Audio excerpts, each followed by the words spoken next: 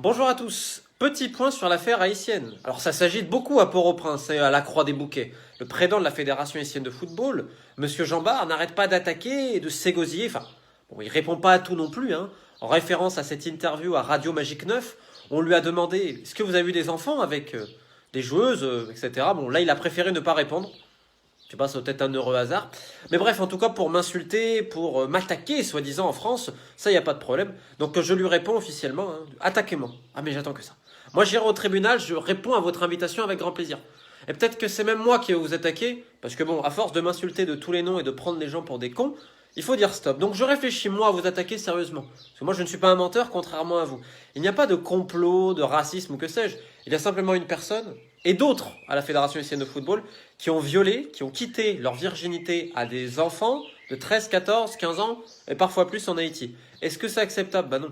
Et que ça soit en Haïti, en France, au Japon, c'est la même chose, parce qu'on parle d'enfants, et on ne touche pas aux enfants. Donc évidemment qu'on va aller au bout. Et d'ailleurs, j'annonce, hein, pour tous ceux qui ont peur, vous inquiétez pas, les publications arrivent en début de semaine.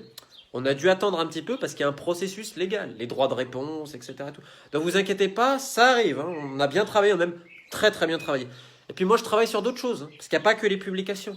Il y a aussi tout le reste du travail, parce qu'on ira au bout, les victimes le méritent, et je me bats surtout pour des enfants, et qu'ils soient haïtiens, français ou tout. Pour moi c'est la même chose. D'ailleurs j'annonce qu'après cette affaire-là, il y en a d'autres. Colombie, Gabon, j'espère également en France que j'ai un dossier, parce que les enfants, on ne les touche pas. Donc voilà, merci à tous pour votre soutien, et ne vous inquiétez pas, en Haïti, on travaille sur l'affaire, et je terminerai juste en une chose. Dans cette affaire-là, le bourreau essaye de se faire passer pour la victime, et on dirait que la victime devient coupable. Il va falloir remettre les choses à l'endroit, et rappeler que le bourreau, un jour, il va payer. Bien sûr, quand il y aura la punition divine, il connaîtra sans doute les flammes de l'enfer, mais crois-moi, du nom de toutes les victimes que je connais, de toute leur famille, elles attendent qu'une seule chose, c'est que ces gens, parce qu'il n'est pas tout seul, terminent en prison, et qu'en prison, tout le monde soit au courant qu'ils ont violé des adolescents. Vous savez ce que c'est le destin des gens comme ça en prison? Voilà. C'est la volonté, je pense, de toutes les victimes et de moi, du plus profond de mon cœur. J'irai jusqu'au bout. Peace.